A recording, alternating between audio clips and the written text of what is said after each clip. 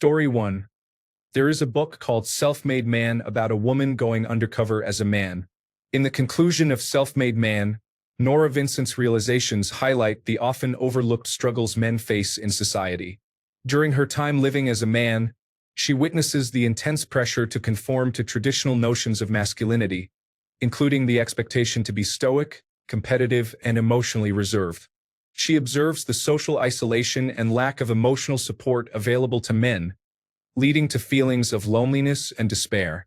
Vincent reflects on how men often suppress their vulnerabilities due to fear of being perceived as weak, which can contribute to mental health issues. This experience deepens her empathy for men, prompting her to challenge the stereotype of male privilege. Story 2. They would be completely shocked by the absolute lack of attention. I only became aware of it when I got married. Anytime we were out together, people would glance our way or even talk to us, which does not happen when I'm alone.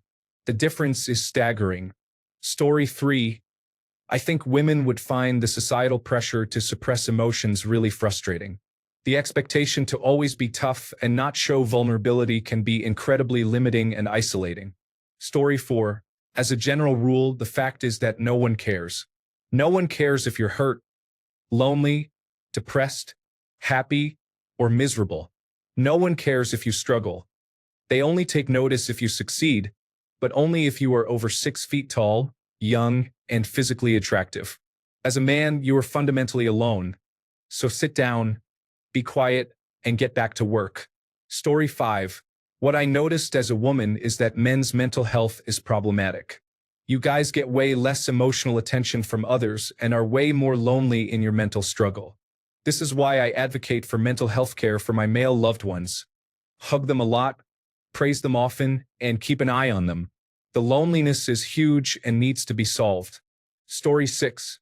From a transgender man who transitioned from female to completely male presenting, it's a night and day difference in how people treat you. No one will ask you if you're okay if you're visibly upset. No one will compliment you or buy you things. No one will hold the door open for you. If you ask a question, it will be answered with "figure it out." I can't remember the last time I got a compliment except from my mom. Story 7. I think women would hate dating women.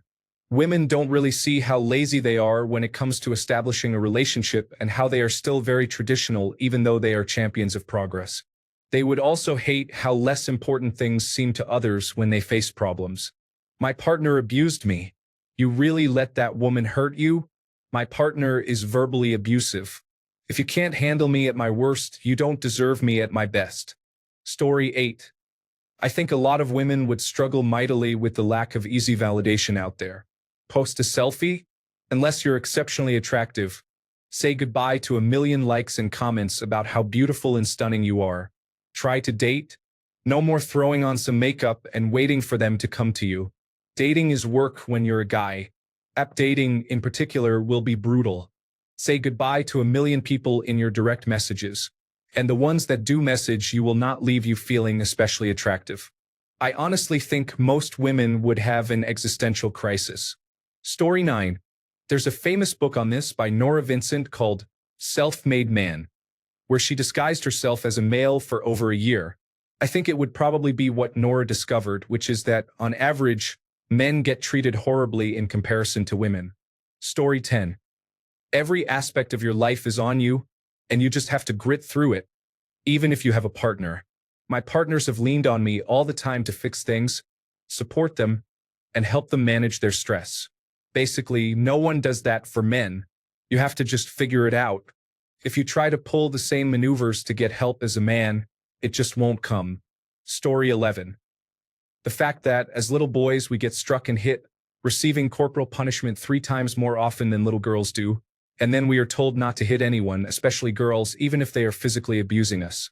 When prejudiced women say all men are violent, perhaps they should teach mothers not to abuse their sons, which also happens at a much higher rate than girls get abused. Story 12. Dating takes a lot more effort. If someone is short, their options are cut in half just for being short. Your chances of experiencing assault decrease significantly, but your chances of physical assault and murder increase substantially. Casual conversation in the locker room. Looking fit is more difficult. No more lifting 5-pound dumbbells and having the finest looking physique in the gym anymore. Dear. Now you need to lift 50-pound dumbbells and still appear skinny and unhealthy looking. Story 13. I am a woman and this is my answer. The amount of work you have to do. People talk about income inequality, but from my experience living with men throughout my life, men work differently than the average woman. There are exceptions. I am talking about the averages here. I have maybe only seen one woman in my life working some of the dangerous and backbreaking jobs men work. Men are expected to be able to support multiple people from their income, so not only do they have to work really hard, they also have to be extremely generous with their earnings. I know of many women that consider their earnings to be theirs, but the man's earnings belong to the family. My dad woke up at 5:30 a.m. to go to work every day, never took days off, trained for the physical fitness test, went through graduate school, and did that while also maintaining a marriage and family. If a woman did that, she would be called a queen or a boss babe or something exceptional, but when a man does it, it is just expected. That is what I would struggle with the most. Story 14. I remember seeing a video years ago where a transgender man had outlined the biggest differences he noticed before and after transitioning. The one that struck him the most was that people are not helpful to men. When he was presenting as a woman, people, both men and women, would go out of their way to offer assistance. They would hold open doors, offer to carry things that looked heavy, and ask if he needed help if he looked lost or confused. Once he started moving through the world as a man, he noticed all of that went away. People barely spoke to him, and if they did, it was because they were now asking him for help. If I remember right, I think he mentioned there was a big adjustment for him. I couldn't even begin to find that video now since I know it wasn't on YouTube. Story 15. Real answer. Complete lack of compliments. After the high of not being catcalled wears off, they would very soon feel lonely and unappreciated. Joke answer. Peeing with an erection, especially if you have a large penis or the toilet is small so the tip hits the inner wall. Can't stand up because then you have to wash the floor and walls everywhere inside your field of view. You feel like a right fool kneeling down and it splashes. Cutting up a plastic bottle to act as an inverted funnel is a solution, but it also brings the problem of making you feel foolish. Story 16. They would discover that sweaty troubles aren't fun, and the subtle art of adjusting yourself without looking like you're fidgeting takes years of practice. Story 17. They would probably dislike the male shopping experience. The majority of stores in malls are for women. We men have to go all the way to the back of the store or upstairs for the men's section, and once there, I rarely find anything that fits my size or style. Many women would miss shopping for things like bags, jewelry, and makeup.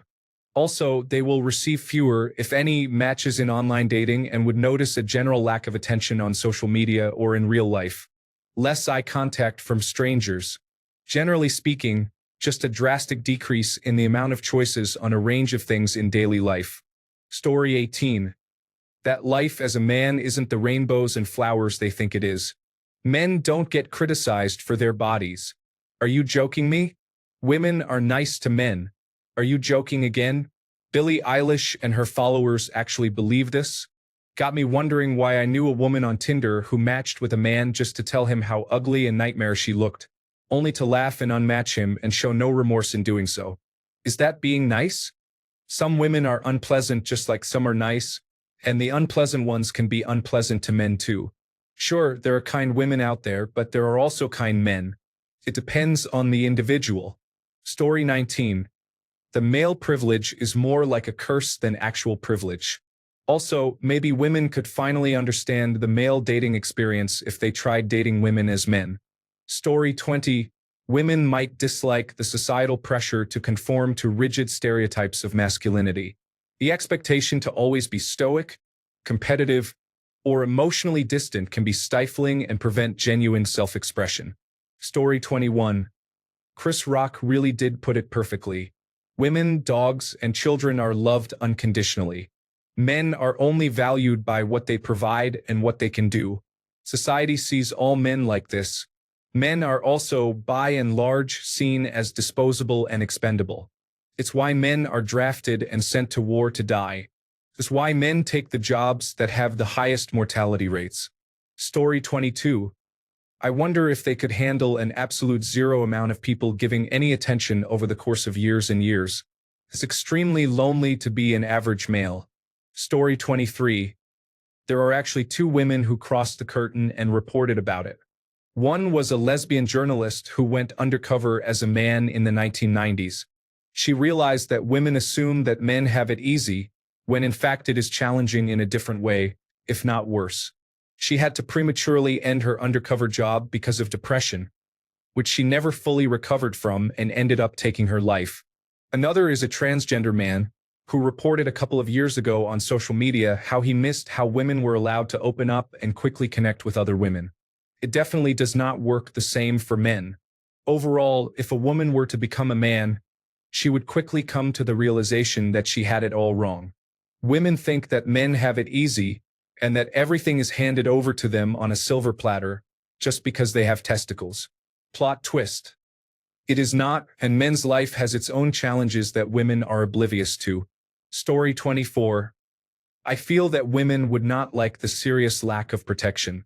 The great irony of women constantly complaining about the danger they are in is that in reality, men are in more danger on a daily basis, but we are socially discouraged from discussing it. We work more dangerous jobs, go to dangerous lengths to accomplish goals, and we don't seek medical care the way that women do. They don't listen to men either. It's just as bad for men. And worst of all, we don't have protection on a regular basis. No one will save us when bad people come knocking on our doors in the night. Yes, there's the police, but until they arrive to help, men are expected to sacrifice themselves to protect women and children. We are told this over and over. Kids, I can understand, but why should we be socially expected to sacrifice our lives and safety for women, especially women who may be older and have less to lose? It's honestly a load of rubbish. And yes, women also sometimes sacrifice themselves, but the requirement isn't there the way it is for men. To denigrate this complaint, rather than being understanding, women often claim that it is other men that are the big danger, as if it's our own fault when we become victims. But so what? Why does that matter? I've had no choice in this, nor did I ask for it. If a woman is attacked and assaulted by other women in prison, is she no longer a victim because her attackers are her own gender? That's utterly ridiculous. Not to mention, not all deadly dangers involve men. There are dangerous animals, there are kids with guns, there are surprisingly violent women and natural disasters, but the male requirements of bravery and sacrifice remain. Waking up every day and always living aware that your life has less value than others is a subtle form of oppression. The lack of protection also naturally makes men more inclined to violence. Of course we are scared.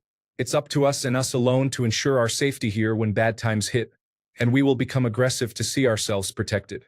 This is part of why men have controlled governments for the majority of history. If we are the ones who are going to be killed, we are more concerned if things go wrong. If another nation attacks and we lose, they typically slaughter all the men and keep the women as captives. So men take a larger say because we are forced to take a larger risk. Women also mistakenly believe that because in general we are slightly bigger and slightly stronger, somehow we become superheroes incapable of feeling pain. When men get hurt, it still hurts. We are just better at hiding our emotions. We are still terrified of death, and we will still scream in pain if our bones are broken or other horrors descend on us. Women do have all these fears as well, but somehow fail to see that men do, and they fail to see how the social requirements of protecting others while risking our own safety is a serious burden. Story 25. The number of accusations I receive is surprising. I never imagined I would be accused of so much, mostly from women. Mostly cheating, but other things too. I'm at the point where if a woman is not absolutely friendly with me, I avoid her like the plague. No eye contact, no alone time. If she walks into the elevator and we're alone, I'll walk out. Pretty girls always think everyone is coming on to them or wants to, so they end up being defensively rude. Just in case, right? My neighbor's daughter is this way and always wears ultra-tight clothes. So I always try to keep away from her so I don't get accused of being a creep. The other day I realized I don't even know what she looks like, and I've known her for years. Story 26. The fighting. Years ago, I listened to this interview with the transgender man. He was transitioning and taking hormones, but he was stunned the first time he spoke some home truths to a man at a party. A statement that would be perfectly okay for a woman to tell the guy that he was being an asshole, but one man saying that to another man very nearly led to a physical fight. Story 27. Circumcision. Women's genitals are sacred and protected by specific laws, and ours are considered dirty. If it ruins our sensitivity, nobody cares because we are apparently the big sexually transmitted disease spreaders. Story 28.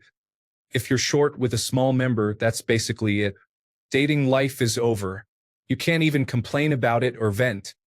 You just have to bottle it up and suffer.